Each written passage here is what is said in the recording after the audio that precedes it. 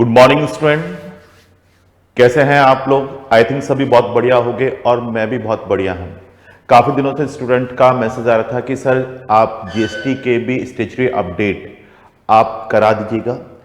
तो स्टूडेंट को मैं बार बार ये कह रहा था कि बेटा जितने भी आपके स्टेचुरी अपडेट आए हुए हैं मैंने आपको क्लास के अंदर पूरे अपडेटेड नोट्स दिए हुए हैं, अपडेटेड ऑलरेडी करा रखे हैं। फिर भी कोई स्टेचुरी अपडेट आएगा तो मैंने कहा कि मैं आपको क्लास के अलावा यूट्यूब पे आपको उसका लिंक शेयर कर दूंगा। तो जो आपके स्टेचुरी अपडेट आए, जो रिसेंट स्टेचुरी अपडेट आए, जो भी आपके रिसेंट स्टेचुरी अपडेट आए मैं उनकी बात कर रहा हूं, क्योंकि काफी इसमें डिस्प्यूट था कि स्टेचुरी अपडेट कुछ और भी आए हैं, लेकिन अब सी इंस्टीट्यूट ने क्लैरिफाई कर दिया है। और जो रिसेंट स्टेचुरी अपडेट है मैं उनकी बात कर रहा हूं, जो आपके पोर्टल पे आज की डेट पे अवेलेबल है जब मैं वीडियो रिकॉर्ड कर रहा हूं। तो आज अपन उन स्टेचुरी अपडेट को यहां पर डिस्कस करने के लिए जा रहे हैं। तो जो आपके स्टेचुरी अपडेट पहले आए थे वो सी इंस्टीट्यूट ने विड्रॉ कर लिए, क्योंकि वो आपके एग्जाम के लिए इंपॉर्टेंट नहीं है, वो इंपॉर्टेंट है मेन आपके सी फाइनल एग्जाम के लिए। तो वो आपके पोर्टल पे लगे हुए थे, अब उन्होंने यहां पर क्लैरिफाई करके आपके वापस सी इंस्टीट्यूट ने स्टेचुरी अपडेट जो दिए गए हैं मैं उनको यहां पर डिस्कस कर रहा हूं। तो आपको परेशान होने की रिक्वायरमेंट नहीं है। जो भी ये स्टेचुरी अपडेट है अपन ने क्लास में काफी डिटेल से डिस्कस कर रखे हैं वही है, फिर भी मैं एक बार आपको पूरा बता देता हूं। काफी स्टूडेंट का मैसेज आता है कि सर ये स्टेचुरी अपडेट हमें कहां मिलेंगे, इंटरनेट पे कहां अवेलेबल है या सी इंस्टीट्यूट की साइट पे कहां से आप ले रहे हो। तो मैं डियर आपको लिंक में दे रहा हूं, साथ साथ आपको बता रहा हूं प्रोसेस, ये मैंने स्टेचुरी अपडेट कहां से कवर किए हैं, किस तरह से लेके चल रहे हैं। तो आप देखो वेबसाइट पे आप जाओगे सी इंस्टीट्यूट की पे, सी इंस्टीट्यूट की साइट को आप ओपन कर लोगे। सी इंस्टीट्यूट की साइट को ओपन करने के बाद आप यहां स्टूडेंट पोर्टल पे आप जाओगे और स्टूडेंट पोर्टल पे आप गए तो स्टूडेंट्स में आपके बायोस नॉलेज पोर्टल पे आप जाओगे। बायोस नॉलेज पोर्टल पे जाने के बाद आपके पास यहां पर उन्होंने बताया गया कि ये स्टेचुरी अपडेट में एक तो आपको स्टडी मटेरियल में मिल जाएगा, एक तो स्टडी मटेरियल में मिल जाएगा, आपके इंटरमीडिएट है और इंटरमीडिएट में टैक्सेशन May 23 और this the supplementary study material, ये आपके यहां पे दिया हुआ है।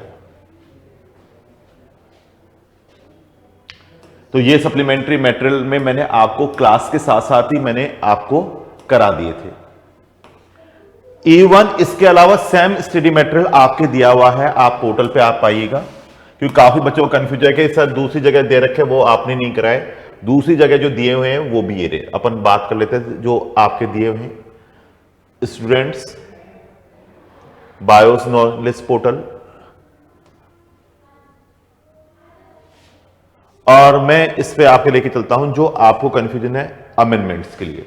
तो ये अमेंडमेंट्स आपके दिए हुए हैं, मैं इनको भी यहां पर कंसीडर कर रहा हूं। इंटरमीडिएट और जो आप बात कर रहे हो ये आपके यहां पर इनडायरेक्ट एक्सक्यूज सप्लीमेंट्री जो आपके दी गई है। तो दोनों जगह सिमिलर आपके स्टडी मटेरियल है, पूरा का पूरा मटेरियल सिमिलर है। तो मैंने उसके हिसाब से आपको पीडीएफ नोट्स भी तैयार कर रखे, अपन इन्हीं में से अभी स्टडी करने जा रहे हैं। तो ये पूरा का पूरा मैंने वैसे आपको करा रखा है, फिर भी आपको मैं दोबारा आपको यहां पर इन अपडेट के साथ आपको डिटेल से डिस्कस करने जा रहा हूं। तो अपन स्टार्ट कर रहे हैं ये स्टडी मटेरियल, जो कि मैंने कहा कि आपके एग्जाम, तो डियर ये एग्जाम May 23 एग्जामिनेशन के लिए इंपॉर्टेंट है आपके। तो ये स्टेचुरी अपडेट आपके May 23 एग्जामिनेशन के लिए अपन बात कर रहे हैं। May 23 एग्जामिनेशन के लिए अपन बात कर रहे हैं।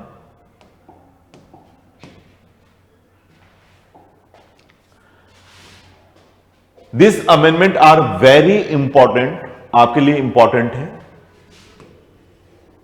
To student for updating their knowledge. तो जो लेटेस्ट स्टेचुरी अपडेट है, this supplementary study material is relevant for the student appearing in May 23 and November 23 as well as November 23 examination के लिए इंपॉर्टेंट रोल प्ले कर रहा है। तो यानी आपके May 23, इसी के साथ साथ नवंबर 23 एग्जामिनेशन के लिए ये स्टेटरी अपडेट इन्होंने यहां पर दिए गए हैं। तो आपको इसमें कंफ्यूज नहीं होना कि जो कि सर इतने सारे स्टेटरी अपडेट आ रखे हैं, तो ये सर्टेन स्टेटरी अपडेट है जो कि मैंने क्लास में आपके साथ ऑलरेडी डिस्कस कर रखे हैं, तो इसलिए कोई बड़ा इशू नहीं है। अभी अपन देखते हैं यहां पर, अपन बात करते हैं चैप्टर 2 जो कि आपके सप्लाई अंडर जीएसटी है, सप्लाई अंडर जीएसटी है, उसको मैं यहां पर कंसीडर कर रहा हूं। तो देखो यहां सप्लाई अंडर जीएसटी के अंदर इन्होंने दिया activity, transaction between a person other than individual, जैसे एओपी है, क्लब है, सोसाइटी है एंड इट्स मेंबर। तो सोसाइटी अपने मेंबर्स के साथ ट्रांजेक्शन कर रही है। तो ये कह रहा है for a consideration including in the scope of supply, scope of supply में कंसिडर हो रही है। तो section 7 schedule 2 to the CGST act के अंदर इन्होंने बताया गया। तो ये मैंने आपको क्लास के अंदर भी बताया था कि यदि आपके कोई भी कोऑपरेटिव सोसाइटी है तो यहां न्यू क्लॉज इंसर्ट कर दिया AA has been insert in sub section 1 of section 7। तो ये आपके अब इफेक्टिवली हो गया। इसके अंदर क्या था, deemed to be two separate person माने जाएंगे। यानी अपन बात करते हैं यहां पर, आपको मैंने बताया था सोसाइटी है, कोई भी क्लब है या एओपी है, कोई भी सोसाइटी है, क्लब है या एओपी है और ये आपके मेंबर है। तो मेंबर इंडिविजुअल के रूप में है। तो कोई भी सोसाइटी अपने मेंबर्स को यहां पर क्या कर रही है, फैसिलिटीज दे रही है या गुड्स की सप्लाई कर रही है। तो पहले उस पे जीएसटी के लिए डिस्प्यूट हुआ करता था कि this the doctrine of mutuality का कंसेप्ट आ जाता था। क्या आ जाता था, डॉक्ट्रिन ऑफ म्यूचुअलिटी का कंसेप्ट आ जाता था, जिसके अंदर ये कहता था कि डॉक्ट्रिन ऑफ म्यूचुअलिटी का मीन क्या था कि कोई भी पर्सन अपने आप से प्रॉफिट अर्न नहीं कर सकता। A person can not make a profit from himself, कि कोई भी पर्सन अपने आप से ही कोई प्रॉफिट आपके अर्न नहीं कर सकता। तो ये डॉक्ट्रिन ऑफ म्यूचुअलिटी का कंसेप्ट आपके आता था। तो इसमें डिस्प्यूट होता था। बाद में यहां पर इसको क्लैरिफाई कर दिया गया कि यदि कोई भी सोसाइटी, क्लब, एओपी अपने ही मेंबर को कोई गुड्स की या सर्विस की सप्लाई कर रही है, तो ऐसे केस में ये दो सेपरेट पर्सन मानने, टू सेपरेट पर्सन कंसीडर करने हैं और इसको हम डिम्ड सप्लाई जीएसटी के अंदर रख लेंगे। और हम इसको किसमें कंसीडर कर लेंगे स्टूडेंट, डिम्ड सप्लाई के रूप में कंसीडर कर लेंगे और डिम्ड सप्लाई मानते हुए इस पे जीएसटी पे करने की रिक्वायरमेंट आ जाएगी। तो ये डिम्ड सप्लाई की बात बताता है और डिम्ड सप्लाई मानते हुए इस पे आपको जीएसटी का पेमेंट करने की रिक्वायरमेंट आ जाएगी। तो ये मैं आपको ऑलरेडी क्लास में बता रखा है। तो डिम्ड सप्लाई जीएसटी आपके मान ली जाएगी और इसके लिए इन्होंने यहां पर क्या है, honourable supreme court in state of West Bengal versus Calcutta club limited, जिसके अंदर इसने कहा गया कि कोई भी पर्सन अपने आप से ही प्रॉफिट अर्न नहीं कर सकता। तो ये उनका एक सोसाइटी है, अपने ही मेंबर्स को सप्लाई करिए तो उसके ऊपर जीएसटी नहीं लगना चाहिए था। तो उसको उन्होंने क्लियरली कर दिया गया जीएसटी में कि अब इसको डिम्ड सप्लाई में हम रखेंगे और डिम्ड सप्लाई में रखते हुए इस पर जीएसटी की लायबिलिटी आपके ऊपर आ जाएगी। तो चैप्टर 2 में यही चीज दे रखी है। आप बार बार इस चीज को पढ़ोगे तो आपको क्लियरिटी से आपको समझ में आ जाएगा। ये चीज उन्होंने क्लियरली कह दिया, deemed to be two separate person, 7 subsection 1 AA। तो ये इन्होंने एक न्यू यहां पर क्लॉज इंसर्ट कराया 7AA और 7AA लेते हुए उन्होंने यहां पर क्या कर लिया, ये आपके यहां पर डिम्ड सप्लाई के अंदर कंसीडर कर लिया गया है। तो आई थिंक आपको इसमें कोई स्टूडेंट डाउट नहीं होगा, सिंपली आपको क्लियर हो गया होगा। अब मैं बात करता हूं चैप्टर 3 पे आता हूं मैं, charge of GST. Charge of GST में भी थोड़ा सा चेंजेस आया है। जैसे कि आपको मैंने बताया था, जैसे कि कुछ पर्टिकुलर गुड्स होते हैं जिनको हायर थ्रेशोल्ड एग्जम्पशन नहीं मिलती, कंपोजिशन स्कीम नहीं मिलती थी। जैसे कोई भी मैंने कहा आइसक्रीम का मैन्युफैक्चरर है तो उनको आपके यहां पर हायर एग्जम्पशंस की बात करते थे तो नहीं मिलती थी। आपको रजिस्ट्रेशन के चैप्टर में बताया था, उसके साथ साथ ये मैंने आपको वहां पर बताया था। तो मैंने पूरा समराइज करते हुए पूरा का पूरा बता दिया गया है। तो यहां पर कहता है कि ये आपके आइसक्रीम मैंने आपको पढ़ा रखी है, आइसक्रीम है, other edible ice whether not containing Coke, पान मसाला को भी हायर एग्जम्पशन नहीं मिलती थी, ना ही कंपोजिशन स्कीम मिलती थी। All goods tobacco and manufactured tobacco substitutes, accredited waters, जो आपके एक्रेडिटेड वाटर्स होती हैं, ड्रिंक्स होती हैं, तो उनको कभी भी हायर थ्रेशोल्ड लिमिट आपको नहीं मिलती थी, ना ही उनको कंपोजिशन स्कीम का बेनिफिट मिलता था, तो अपन इनको एक्सक्लूड करते थे। आइसक्रीम था, other edible ice, whether or not containing Coke, पान मसाला, ऑल गुड्स तंबाकू, मैन्युफैक्चरिंग तंबाकू प्रोडक्ट, एक्रेडिटेड वाटर्स, इनको अपन को छोड़ने की बात होती थी। अब इसके साथ साथ उन्होंने कवर किया, तो आपको ये इस तरह से बता रखा है कि manufacture of the fly ash, bricks, blocks, building bricks of fossil mills, earthen roof, tile, etc. Also ineligible to opt the composition levy, यानी वो कंपोजिशन लेवी लेने से बिल्कुल आपके बाहर है, वो ऑप्ट ही नहीं कर सकते। तो जैसे मैंने आपको यहां पर बताया था कि आपके ये जो पर्टिकुलर प्रोडक्ट है ना, इनको कंपोजिशन स्कीम का बेनिफिट नहीं मिलता था, ये पर्टिकुलर प्रोडक्ट्स को आपको कंपोजिशन स्कीम का बेनिफिट नहीं मिलता था, एज वेल एज आपके यहां पर इनको भी कंपोजिशन स्कीम का बेनिफिट अवेलेबल नहीं है। तो ये नए नाम आपके ऐड कर दिए, ये आपके टैरिफ आइटम, सब हेडिंग और चैप्टर्स के साथ उन्होंने ये न्यू एडिशन किया। तो ये तो आपको याद करने की जरूरत है नहीं, मैंने कहा आपको ये नाम ध्यान रखना कि इनको कंपोजिशन स्कीम भी नहीं मिलेगी, एज वेल एज इनको हायर एग्जम्पशन लिमिट भी नहीं मिलती, यानी 20 लाख तक की एग्जम्पशन मिलेगी। आपको मैंने करा रहा था रजिस्ट्रेशन के चैप्टर में। तो ये इस केस में आपको बताता है। तो fly ash, bricks, fly ash aggregate with 90% or more fly ash content, fly ash blocks, bricks of fossil means similar आपके ये बता रहा है, बिल्डिंग ब्रिक्स है, अर्थन जो जमीन पे लगने वाली है, रूफिंग टाइल्स जो छत पे लगती है, अर्थन जो फर्श पे लग रही है आपके, तो अर्थन एंड रूफिंग टाइल्स, इनको आपके कंपोजिशन स्कीम नहीं मिलेगी, इनको आपके कंपोजिशन स्कीम नहीं मिलेगी। तो डियर सिंपल सी बात है, कंपोजिशन स्कीम भी नहीं मिलेगी, ना हायर एग्जम्पशन स्कीम आपको अमाउंट मिलेगा। तो manufacture of the above mention goods have been ineligible to opt the composition levy under section 10(1) and section 10(2). ये मैं आपको काफी डिटेल से करा रखा, काफी डिटेल से मैंने आपको पहले भी बता रखा है। ये चैप्टर 3 के अंदर आपके स्टेचुरी अपडेट आया है, आई थिंक आपको उसमें कोई डाउट नहीं होगा। इजीली आपके मैंने कंपेरेटिवली आपके बना दिया, जिसमें आपको ये पान मसाला वगैरह, आइसक्रीम वगैरह, ये सारी चीजें आपके आ गई। इधर ये आपके फ्लाइंग आस्क आ गया, ब्रिक्स आ गया, flying ash aggregate with 90% or more, fly ash content, फिर आया फ्लाइंग आस्क ब्लॉक्स है, ब्रिक्स फॉसिल मिल्स है, बिल्डिंग ब्रिक्स है जो बिल्डिंग मकानों को बनाने के काम आती है, अर्थन रूफिंग ब्रिक्स, उनको यहां पर कंपोजिशन स्कीम से बाहर किया गया कि वो आपके पर्सन कंपोजिशन स्कीम आपके नहीं ले सकते, तो वो पर्सन आपके कंपोजिशन स्कीम नहीं ले सकते हैं। आपके आते हैं नाउ चैप्टर 4 एग्जम्पशंस वाले में भी छोटे छोटे से स्टेचुरी अपडेट आए हैं जिनको अपन बात कर रहे हैं।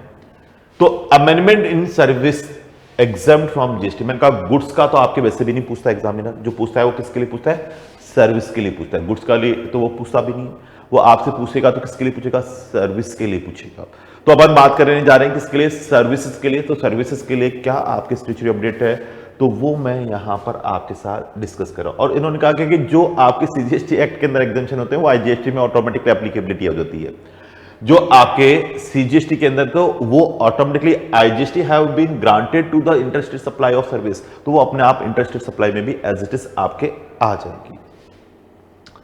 तो यहां अपन बात करते हैं अमेंडमेंट इन द एग्जम्पशंस। तो ये अमेंडमेंट आए हैं, तो इनमें इन्होंने क्या किया, कुछ नामों को हटा दिया, कुछ नामों को क्या कर दिया, हटा दिया, यानी एग्जम्पशन से हटा दिया। तो जो एग्जम्पशन का स्कोप था ना, वाइडर से और नैरो कर दिया। तो एग्जम्पशन से उन्होंने इनको बाहर कर दिया, किसको, गवर्नमेंटल अथॉरिटी और गवर्नमेंट एंटिटी, गवर्नमेंटल अथॉरिटी और गवर्नमेंट एंटिटी को इन्होंने क्राइटेरिया से बाहर किया।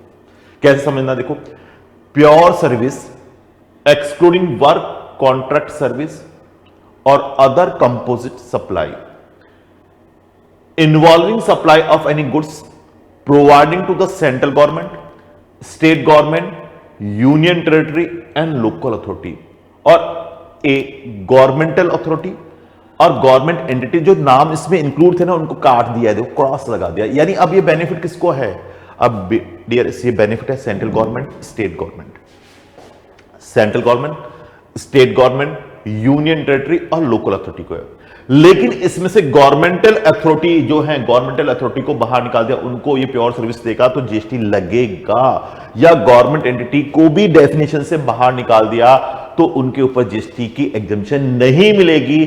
Pure service excluding work contract service, other composite supply involving supply of any goods provided to the central government, state government, union territory या फिर local authority के लिए अपन बात करें, उनको तो बेनिफिट है। लेकिन गवर्नमेंटल अथॉरिटी है, गवर्नमेंट एंटिटी है, उनको यहां पर स्कोप से बाहर किया है। तो यहां पर अपन बात करते हैं by way of any activity in relation to any function entrust to the panchayat under the article 243G, panchayat under the article 243G of the constitution or in relation to any function entrust to the municipality under the article 243W, under the article 243W। देखो मैंने कहा कि जब भी ये articles की बात करनी तो म्युनिसिपैलिटी के लिए याद करना आसान है, एम को उल्टा लटका देना तो क्या बन जाएगा डब्ल्यू, याद करना आसान। पंचायत समिति कहां होती, गांव में होती, तो उसके लिए जी, पंचायत समिति के 243G ऑफ द कॉन्स्टिट्यूशन। तो ये मैंने आपको काफी डिटेल से करा रखा है, तो यही वही चीज आपके इसमें बता रहा है। नेक्स्ट अपन बात करते हैं composite supply of goods and service in which the value of supply of goods constitute not more than 25% of value of the said composite supply provided to the central government, state government, local authority and union territory. लेकिन अब ये वापस इन्होंने कहा कि इसमें से governmental authority और गवर्नमेंट एंटिटी को बाहर निकाल दिया। गवर्नमेंटल अथॉरिटी और गवर्नमेंट एंटिटी को ये बेनिफिट अब नहीं मिलेगा, ये इन्होंने लिस्ट से बाहर कर दिया। फिर अपन क्या कहते हैं by way of any activity in relation to any function entrust to a panchayat under the article 243G, 243 panchayat के लिए 243G और मैंने कहा म्युनिसिपैलिटी के लिए 243W।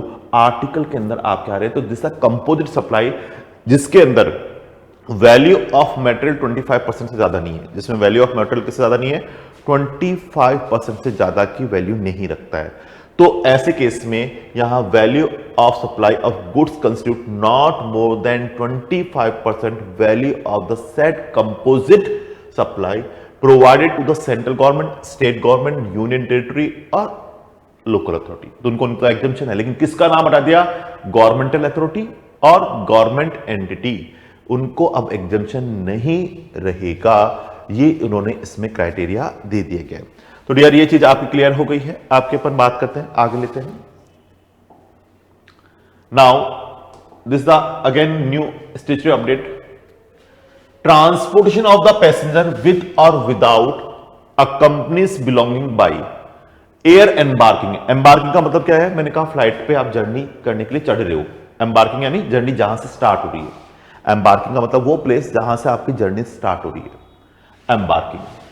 और टर्मिनेटिंग यानी यहां पर आप जर्नी को टर्मिनेट कर रहे हो, यहां पर आप जर्नी क्या कर रहे हो, टर्मिनेट कर रहे हो in an airport located in the state of Arunachal Pradesh, located in the state of Arunachal Pradesh, Assam, Manipur, Meghalaya, Mizoram, Nagaland, Sikkim, Tripura, Bagdogra, located in the West Bengal, located in the West Bengal, ये मैंने आपको पढ़ाया हुआ है।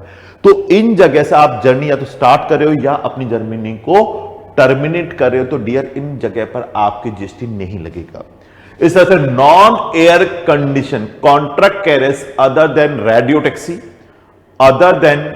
Radio taxi for transportation of passenger excluding the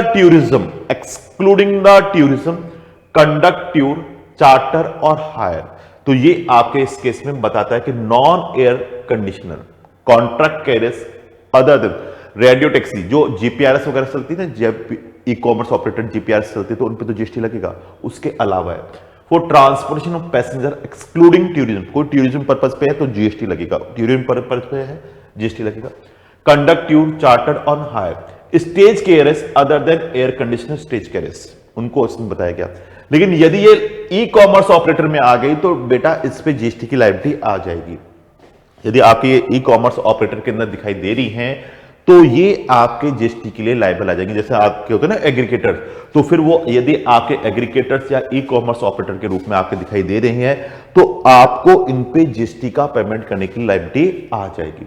however nothing contain in item B and C shall apply to service supplied through the electronic commerce operator, e commerce operator के through आपके service दी जा रही है, तो फिर इन पे B और सी पे भी जीएसटी लगेगा। ये यानी एग्जम्पशन से बाहर हो गई। And notified under section 95 of the CGST act के अंदर आपके बता रहा है, तो नोटिफाइड आपके कर दी गई है सीजीएसटी के अंदर, और ये हमारे जीएसटी के लिए लायबल आपको बता दी गई है। तो ये हमारे जीएसटी के अंदर आपके लायबल आपको बता दी गई है। जैसे मैं बात करता हूं कॉन्ट्रैक्ट कैरेज और स्टेज कैरेज, अब ये एग्जम्पशन नहीं है।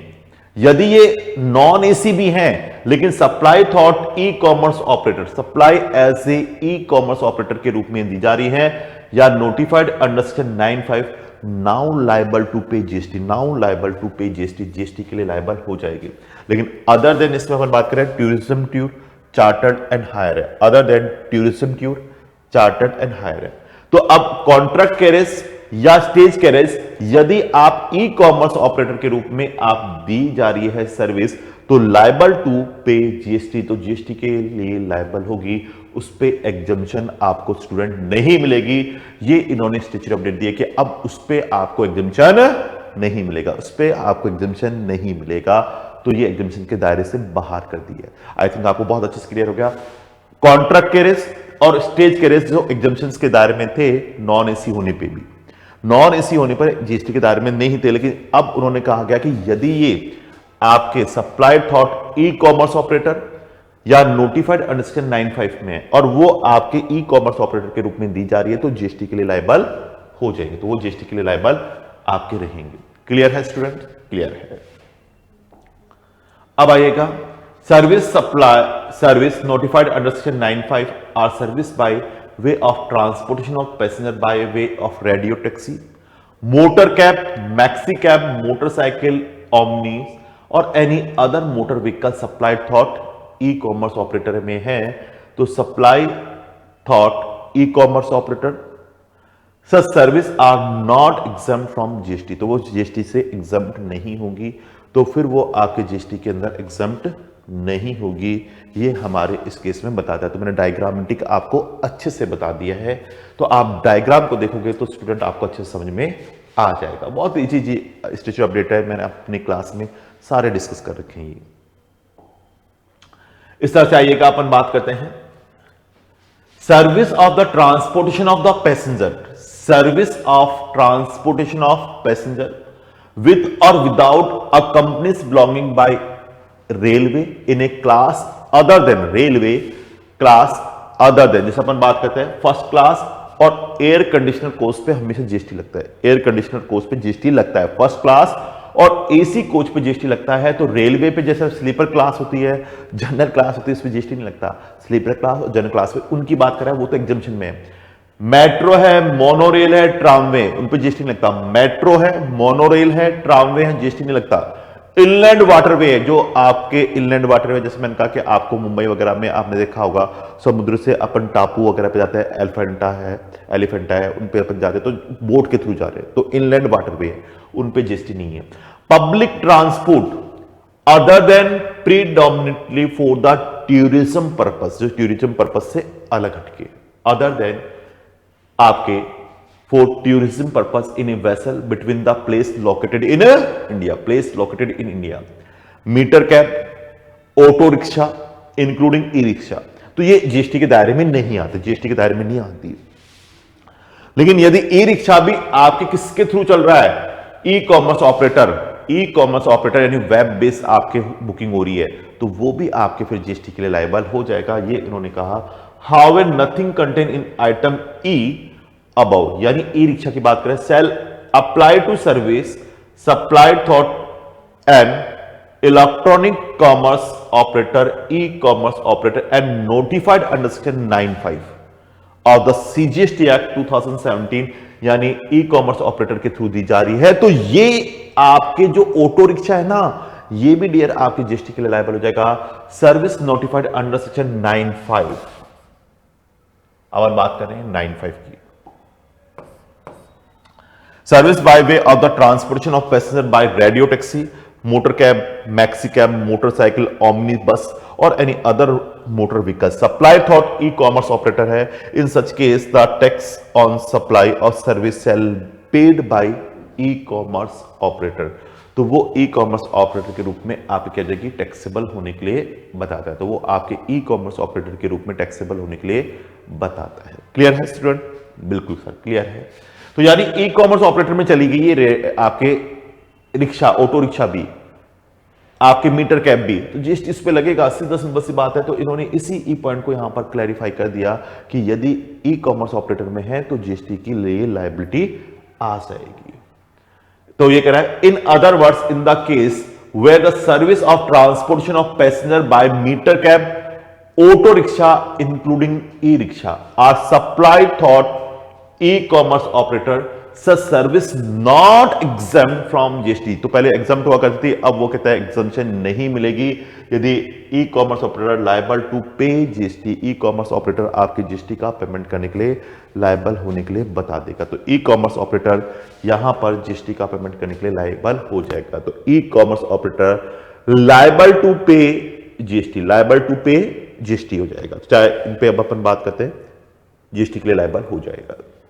नेक्स्ट आपके एग्जम्पशंस में अमेंडमेंट आया है, स्टेचू अपडेट है कि service provide to the central government, state government, union territory administration under the any training program, under any training program for which 75% or more of the total expenditure, 75% or more of the total expenditure is borne by the central government, state government, union territory administration.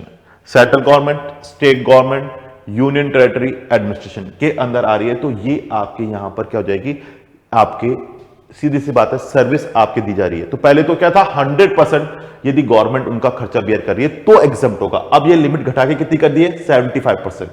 तो इसने कहा 75% or more the total expenditure is borne by the central government, state government, local authority या फिर union territory.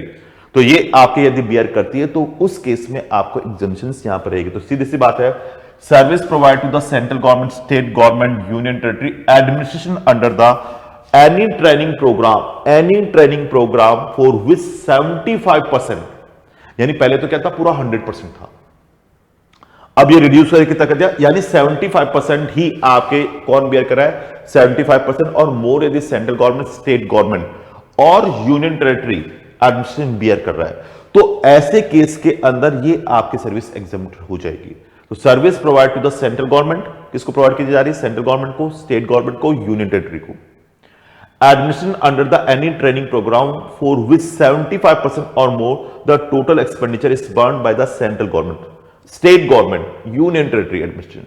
तो वो आपके exempt होने के लिए बताता है। तो ये आपके यहां पर इस चीज को बताता है। पहले मैंने पढ़ाया था 100% था, अभी अपडेट होके 75% और मोर कर दिया। ठीक है बेटा, आगे लेते हैं। न्यू एग्जम्पशन इंट्रोड्यूस, अब ये नई एग्जम्पशन इंट्रोड्यूस हुई है कि आपके service by way of granting national permit to a goods carriage to operate थॉट आउट इंडिया और कंटिन्यूअस स्टेट्स। तो इनके लिए national permit to a goods carriage to operate थॉट आउट इंडिया और कॉन्टिन्यूस स्टेट है। तो ये एग्जम्पशंस यहां पर रहेगी। तो service by way of the granting of the national permit, granting of the national permit, ये नई इंट्रोड्यूस हुई है भैया, ये नई आपके एग्जम्पशन इंट्रोड्यूस पे फोकस कर लेना। तो following new service has been exempt from GST. किसकी, service by way of granting national permit to a goods carriage to operate थॉट ऑफ इंडिया एंड कंटिन्यूअस स्टेट है। तो ये नेशनल परमिट के ऊपर जीएसटी चार्ज नहीं होगा। न्यू एग्जम्पशंस आपके ये इंट्रोड्यूस हुई है, ये इंट्रोड्यूस, वो तो हटा रहे थे, ये इंट्रोड्यूस हुई है, ये हमारे इस केस में आपके बता रहा है। तो आई थिंक ये भी आपके अच्छे से हो गया होगा। ये आपके मैंने विड्रॉ करने के लिए पहले भी बताया था, अपनी क्लास में भी करा रखा है कि जो आपके पहले जो लीजिंग थी वैगन्स वगैरह को यूज करने की थी, वैगन्स तो अपनी सर्विस दी जा रही, तो अब वो विड्रॉ कर लिए। Service of leasing of assets, rolling stock assets including wagons, coach, loco, including wagons, coach, loco by the Indian railway finance corporation, by the Indian railway finance corporation to Indian railway, to Indian railway आपके दिखाई दे रही है। तो यहां पर ये आपके एग्जामिशंस के अंदर आपके बता रहा है।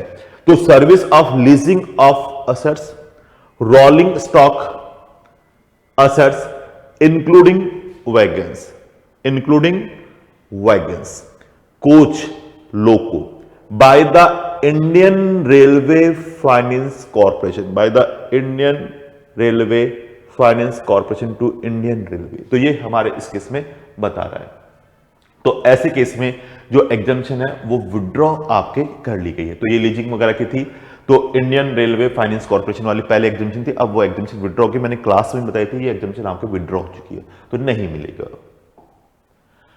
अब आते हैं इनपुट टैक्स क्रेडिट के लिए अपन बात करते हैं। इनपुट टैक्स क्रेडिट पे अपन आते हैं, है ना स्टूडेंट।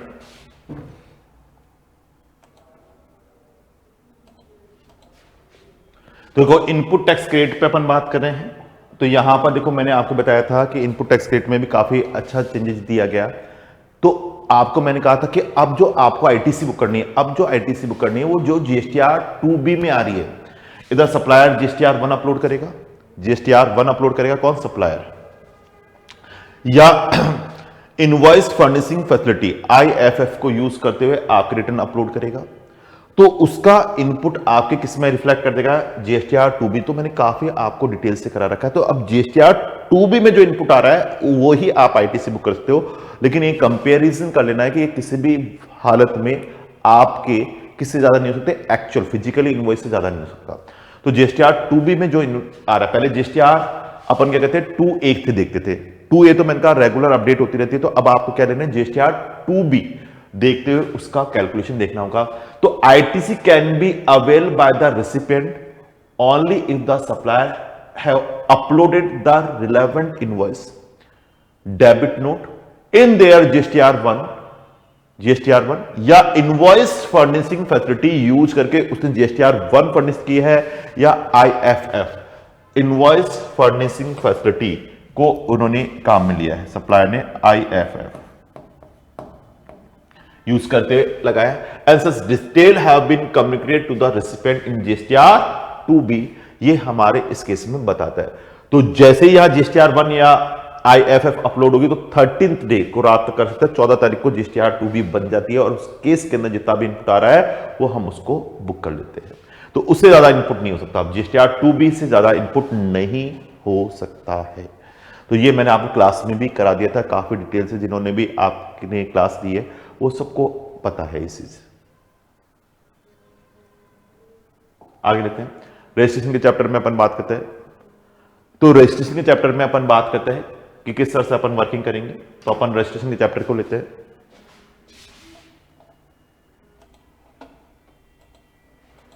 अब देखो स्टूडेंट, अपन आते हैं रजिस्ट्रेशन वाले चैप्टर में।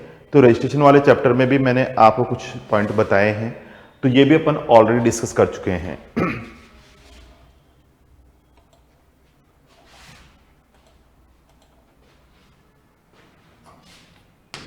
तो देखो अपन बात करते हैं Aadhaar authentication, mandatory for exchanging the registered person, जो यानी अभी प्रेजेंट में है उनको भी आधार ऑथेंटिकेशन की मैंडेटरी रिक्वायरमेंट दे दी, आधार ऑथेंटिकेशन की मैंडेटरी रिक्वायरमेंट दे दी गई है। किस चीज को, a registered person who has been issue a certificate of the registration under the GST shall undergo authentication of Aadhaar number. जैसे अपन बात करते हैं proprietor, in case of the proprietorship firm, कोई भी प्रोप्राइटर है तो उसे अपनी प्रोप्राइटरशिप फर्म के लिए जो भी आपके डॉक्यूमेंट वगैरह है तो वहां पर आधार ऑथेंटिकेशन कराना होगा। जैसे अपन रजिस्ट्रेशन लगाते हैं तो उस टाइम आधार ऑथेंटिकेशन ले लो, लेकिन जो पहले से चला आ रहा है उसमें भी उसके प्रोप्राइटरशिप फर्म में प्रोप्राइटर का आधार ऑथेंटिकेशन आपको कराना होगा। मैंने आपको बताया था आधार ऑथेंटिकेशन कराओगे तो 7 डेज में नंबर मिल जाएगा, नहीं कराओगे तो 30 दिन के लिए जाके वो चेक करेगा। तो ऐसी चीज है। पार्टनरशिप फर्म में है तो any partner in case of the partnership firm, any partner in case of partnership firm. HUF है तो कर्ता का आधार ऑथेंटिकेशन होगा। Karta in case of Hindu undivided family में आपके एचयूएफ के अंदर आपके बता रहा है। Managing director of any whole time of director in case of the company case में मैनेजिंग डायरेक्टर की अपन बात करें। Any of member of managing committee of the association और ए पर्सन और बॉडी ऑफ इंडिविजुअल और society. Trustee in board of trustee in case of the trust के रूप में आपके दिखाई दे रहा है। तो उन केसेस में आपके जो भी ऑथराइज पर्सन है ना, जो भी ऑथराइज पर्सन है उसका आधार ऑथेंटिकेशन की मैंडेटरी रिक्वायरमेंट बताता है। एंड द ऑथराइज सिग्नेटरी, या जो भी ऑथराइज सिग्नेटरी है तो उसके साथ इस केस में कंसेप्ट आपके बता रहा है। In order to be eligible for the following purpose, for the filing of application for revocation of the cancellation, जैसे आपके कैंसिल हो गया आधार नंबर, आपके जीएसटी नंबर, आपका जीएसटी नंबर कैंसिल हो गया, अब आप उसको रिवोकेशन की एप्लीकेशन लगा रहे हो तो आधार से उसको वेरीफाई कराना होगा। तो रिवोकेशन ऑफ कैंसिलेशन रजिस्ट्रेशन। दूसरा है for filing of refund application in RFD 01, आपके रिफंड क्लेम करना चाहते हो डिपार्टमेंट से तो वो भी आधार ऑथेंटिकेशन से वेरीफाई कराना होगा। For refund of any IGST paid on goods export out of India, यानी आप कोई भी रिफंड ले रहे हो जो भी गुड्स आपने कहां भेजा है, आउटसाइड ऑफ इंडिया, तो refund of the IGST paid on goods export outside of India, यानी आपने गुड्स एक्सपोर्ट किया उस पर IGST के रूप में आपने गुड्स एक्सपोर्ट किया है तो उसके ऊपर जो GST पे किया है तो उसका रिफंड ले रहे हो, IGST पे किया है, रिफंड ऑफ IGST पेड, जो हमने IGST पे किया है एक्सपोर्ट पे उसका रिफंड क्लेम करें, या रिफंड की एप्लीकेशन लगा रहा हूं या रिवोकेशन कर रहा हूं जो कैंसिल हो गया, उसके लिए मुझे आधार ऑथेंटिकेशन कराना होगा। स्टूडेंट इसके अलावा ये कहता है if the Aadhaar number has not been assigned to the person required to undergo authentication of the Aadhaar number, such person shall be furnished the following identification document, namely his her Aadhaar enrollment ID, Aadhaar enrollment ID slip आपको चाहिएगी, passbook with photograph, passbook with photograph है, voter identity card issue by the election commission of India है, passport है, driving license है issue by the licensing authority है। तो ये आपके आधार ऑथेंटिकेशन नहीं है, तो आधार के लिए आपके कहते हैं आधार एनरोलमेंट आईडी, जब आधार कार्ड बनवाते हैं ना तो एक एनरोलमेंट आईडी आती है, उसके लिए बता रहा है। आधार एनरोलमेंट आईडी स्लिप की बात ही कर रहा है। Bank passbook with photograph, voter ID card issue by the election commission of India, passport, driving licence issue by the licensing authority. However, once the Aadhaar number is allotted, once the Aadhaar number is allotted to such person, he shall undergo the authentication of Aadhaar number within a period of 30 days of the allotment of the Aadhaar number। एक बार आपको आधार number मिल गया तो उसके 30 दिन के अंदर आपको ये नंबर को अपडेट करना होगा।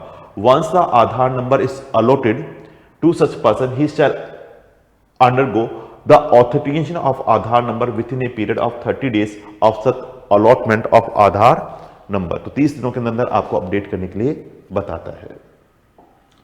इसके बाद मैंने कहा कि यहां पर हायर आपके थ्रेशोल्ड लिमिट नहीं मिलेगी, जैसे मैंने कहा इनको कंपोजिशन स्कीम नहीं मिलेगी, वही है आइसक्रीम है, एडिबल ऑयल है, ice whether or not containing cocoa, pan masala, all goods tobacco and manufacturing tobacco substitutes. ये इन्होंने नई लिमिट आपकी जोड़ी 20 लाख 10 लाख के अंदर ये नए प्रोडक्ट जोड़ दिए, जिसमें मैंने आपको बताया था इनको कंपोजिशन स्कीम भी नहीं मिलती है। Fly ash bricks, any ash aggregate with 90% or more fly ash content. फिर इसके बाद अपन बात करते हैं BRICS of fossil mills, similars आपके आ गया, बिल्डिंग ब्रिक्स या फिर अर्थन या रूफिंग टाइल्स, तो इनको हायर एग्जामिशन नहीं मिलेगा, यानी 40 लाख की एग्जामिशन नहीं मिलेगी, 40 लाख की एग्जामिशन नहीं मिलेगी, इनको हायर एग्जामिशन मिल सकती है 20 लाख या 10 लाख। इधर जैसे इनको भी 20 लाख और 10 लाख की है, तो वही हायर एग्जामिशन की बात इसमें बताता है। तो हायर एग्जामिशन इस केस में आपको अवेलेबल नहीं होगी, तो ये हमारे इस केस में बताता है। तो ये मैंने आपको बताया था ना, यहां पर वही चीज है गुड्स के लिए 10 लाख, सर्विस के लिए 10 लाख। मणिपुर, मिजोरम, नागालैंड तेरे को पढ़ा रखा है। यहां पर 20 लाख की लिमिट है, गुड्स के लिए भी सर्विस के लिए भी, और दोनों करोगे तो भी 20 लाख है। अरुणाचल प्रदेश, मेघालय, सिक्किम, उत्तराखंड, पुडुचेरी एंड तेलंगाना। बाकी का रेस्ट ऑफ इंडिया गुड्स के लिए 40 लाख, सर्विस के लिए 20 लाख और दोनों करेगा 20 लाख, और ये भी प्रोडक्ट करेगा तो 20 लाख ही रहेगी। यहां पर ये हायर थ्रेशोल्ड लिमिट यहां पर 20 और 10 ही रहेगी इन प्रोडक्ट्स के लिए। ये हमारे इस केस में बता रहा है। इसी तरह से आपके extension of time limit for filing the application for revocation of the cancellation, registration bye A registered person permitting beyond the stipulated timing, तो ये इस केस में आपके बताया गया है। तो डियर स्टूडेंट, अपन बात करें कि यहां पर with effect from 1 January 2021 proviso to section 31 substitute by the Finance Act 2020 to permit the extension of time limit for filing the application, revocation of cancellation of registration by the registered person। जैसे मैंने कहा पहले 30 days अपन लगाते हैं, फिर आगे 30 days लगाते हैं, फिर 30 डेज लगाते हैं। तो reason to be recorded in writing to be extend, पहले अपन लगाते थे प्रॉपर ऑफिसर के पास, फिर आगे 30 डेज किसके पास लगाते थे, एडिशनल कमिश्नर और joint commissioner, as case may be for the period not exceeding 30 days, जो कि पीरियड आपके 30 दिन से ज्यादा नहीं होगा, by a commissioner for further period not exceeding 30 days beyond the period of specific in this clause. तो ये हमारे इस केस में बताता है। तो a registered person whose the registration is cancelled by the proper officer on his own motion में subject to provision of rule this one. तो इस केस में क्या है, within such time period as extend by the additional commissioner or the joint commissioner or commissioner as case may be in exercise of the power provided under the provision of the section 31 के अंदर जो power दी गई है उसके हिसाब से वो timing को एक्सटेंड करने के लिए इसमें बताता है, उसमें एक्सटेंड करने के लिए आपके बताता है। Tax invoice, credit and debit notes के लिए अंदर अपन बात करते हैं। तो ई इनवॉइसिंग के लिए मैं बात करता हूं कि आपके ई इनवॉइसिंग की मैंडेटरी रिक्वायरमेंट मैंने क्लास में बता रखी है भाई। 20 करोड़ आपके कभी भी 17-18 से कभी भी आपका टर्नओवर 20 करोड़ या उससे ज्यादा हो जाता है, एक्सीडिंग रुपीज 20 करोड़ से ज्यादा हो जाता है, तो आपको ई इनवॉइसिंग मैंडेटरी। अभी तो मैंने कहा लिमिट 10 करोड़ हो गई है, 10 करोड़ हो गई है, लेकिन अभी आपके स्टेचू अपडेट में 20 करोड़ दिया है तो आपको 20 करोड़ से ही करना है। आपका जो अब मैंने कहा ना अभी नया अपडेट डाला है इंस्टीट्यूट ने, और नया अपडेट में 20 करोड़ के साथ दिए है, हालांकि 10 करोड़ हो गया लेकिन अपन को डिस्कस नहीं करना।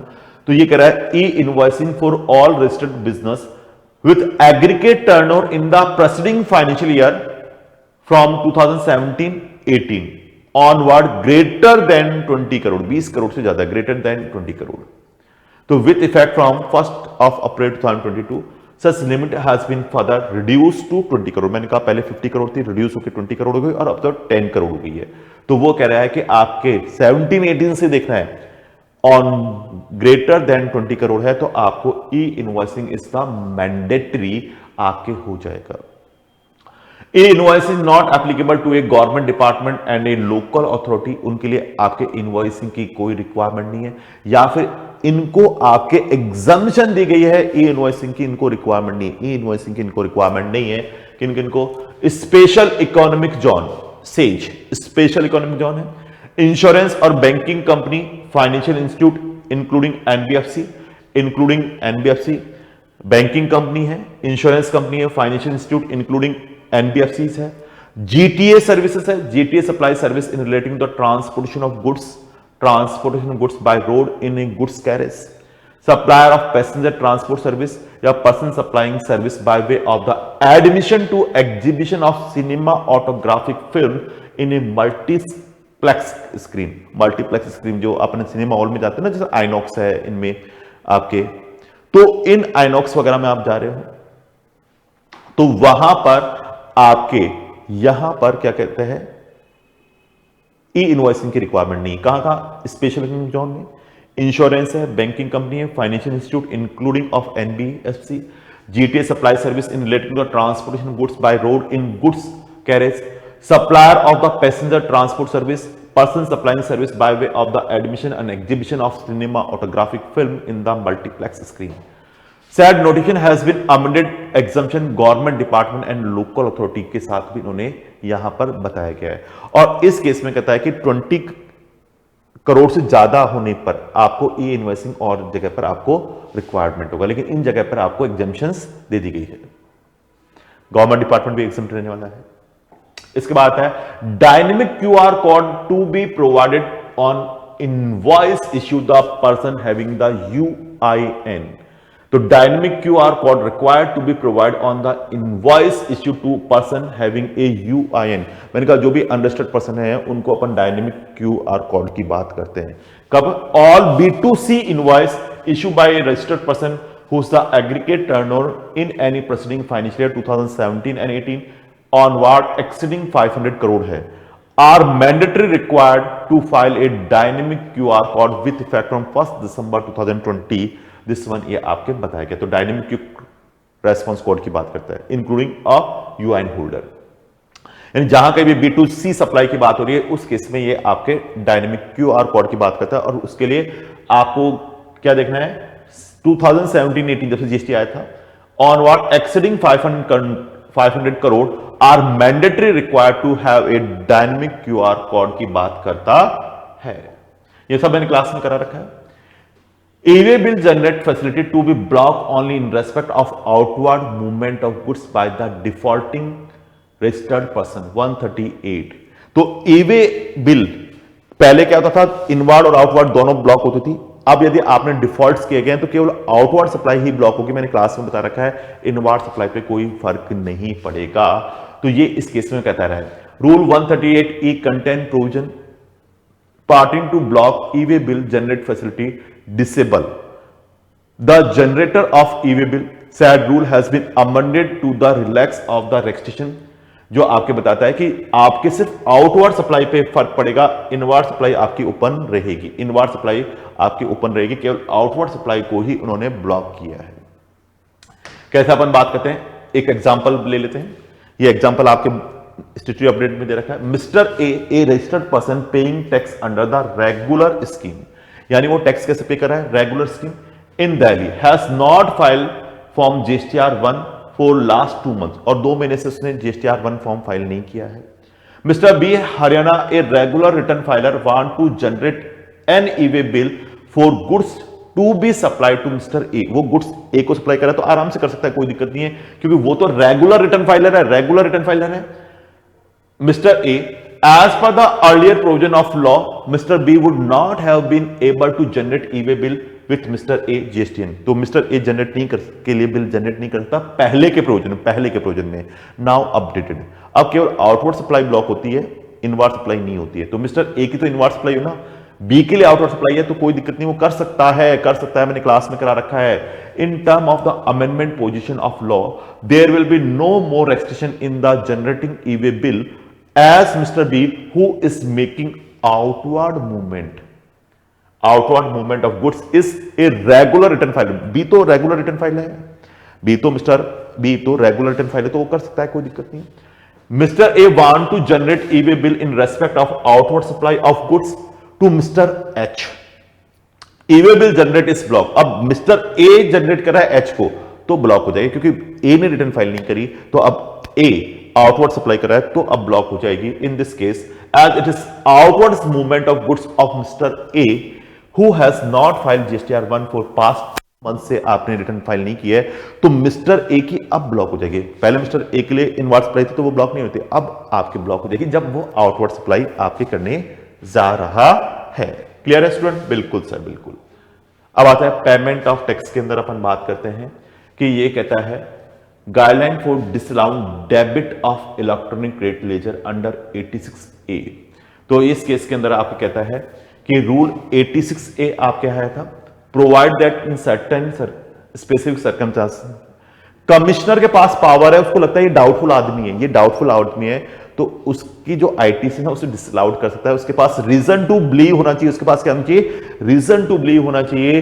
तो ऐसे केस में वो आपके क्या कर सकता है, जो आपने गलत तरीके से फ्रॉड करके आईटीसी ली है उसको रोक सकता है।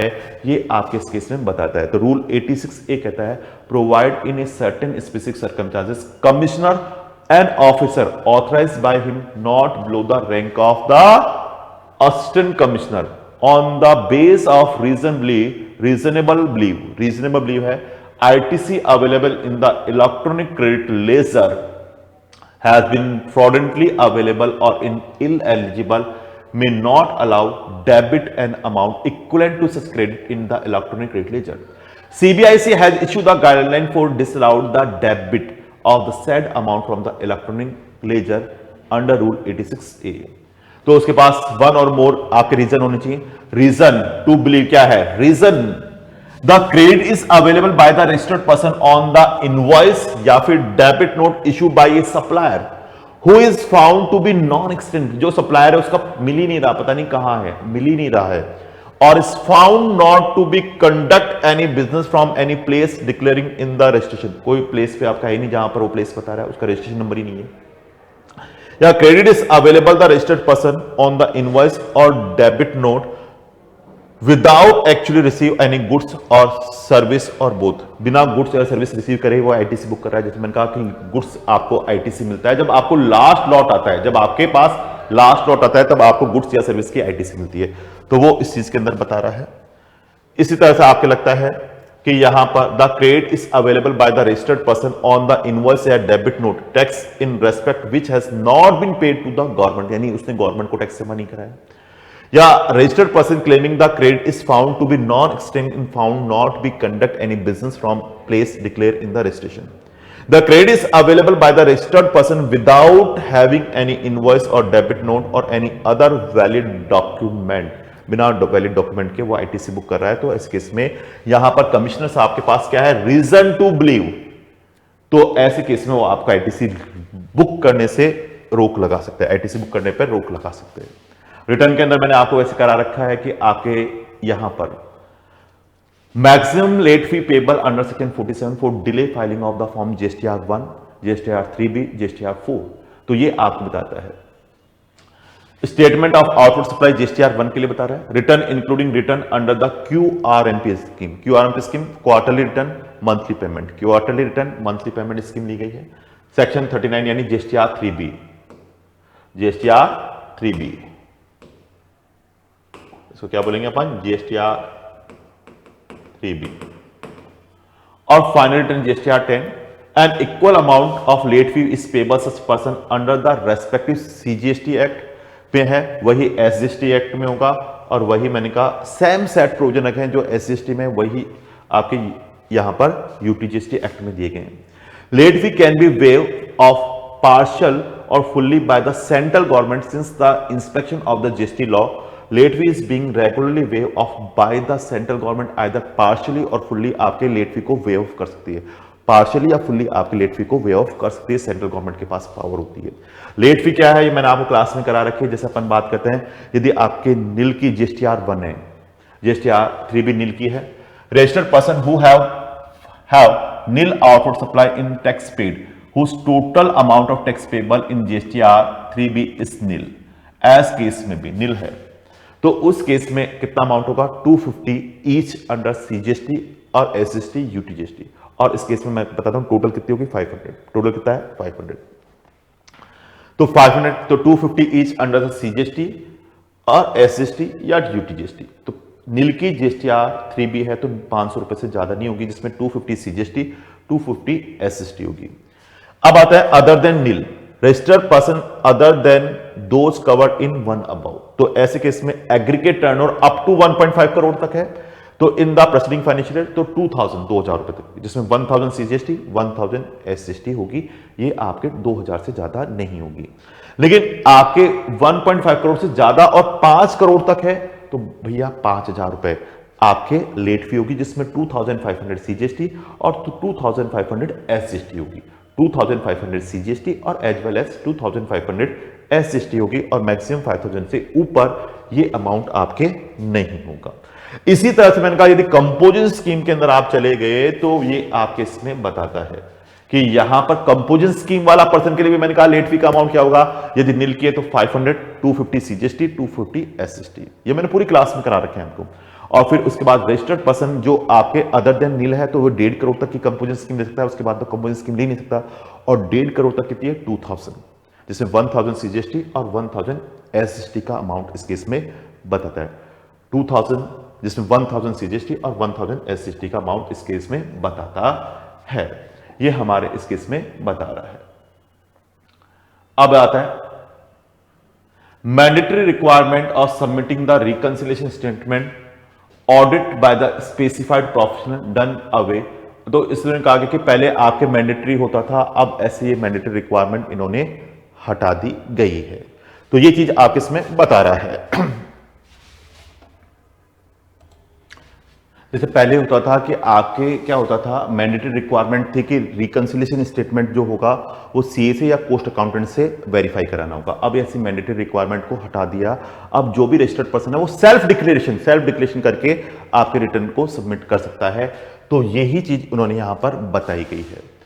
तो ये इन्होंने कहा गया द फाइनेंस एक्ट इसमें कहा remove the mandatory requirement of furnishing A reconciliation statement duly audited by specified professional and provide for filing of annual return as self certification basis। खुद का सर्टिफिकेशन करके दे दो, सीए या पोस्ट अकाउंटेंट के पास जाने की जरूरत नहीं है।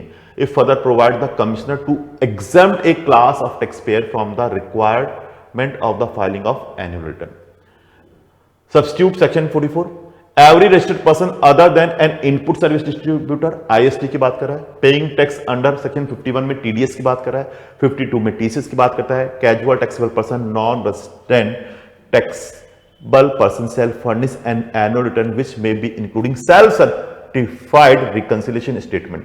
Reconciliation the value of the supplier declare in the return furnished by the financial year within the audit annual financial statement every financial year electronically with such time in such from and in such manner as may be prescribed। यानी अब उसके बाद self certification की ही बात कर रहे हैं। How the commissioner on the recommendation of the counselling by the notification exemption any class of registered person from filing annual return under this section.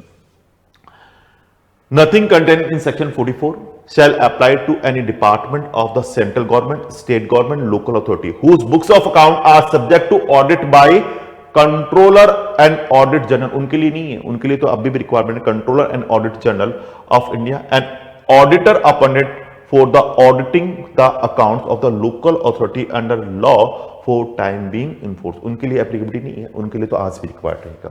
बाकी के जो स्टेटमेंट है उनकी बात हमारे यहां पर कर रहा है। तो बेटा जितने भी जीएसटी के अंदर स्टेचुटरी अपडेट आए थे वो मैंने सारे के सारे क्लास में करा रखे हैं, करीब करीब सारे के सारे क्लास में करा रखे हैं। फिर भी मैंने अलग से यूट्यूब पे वीडियो इसलिए बना दिया क्योंकि काफी बच्चों को डाउट था कि सर जीएसटी में स्टेचुटरी अपडेट आए हैं तो प्लीज वो करवा दो। तो मैंने इसलिए ये वीडियो बनाया। बाकी क्लास मैंने सारे डिस्कस किए हैं और जो नए आए थे तो वो मैंने कहा कि इंस्टीट्यूट ने वापस उनको वहां से रिप्लेस कर दिया है और नए ये आपके स्टेचुटरी अपडेट दिए हैं। मैंने आपको इनका प्रोसेस भी बता दिया किस तरह से आपको फाइंड आउट करना है, आपको कहाँ मिलेंगे, वो मैंने आपके साथ डिस्कस भी कर लिया। तो अभी आप स्टूडेंट ये आपके स्टेचुटरी अपडेट कंप्लीट हो गए। आई थिंक आप अच्छे से पढ़ाई करो। Thank you very much.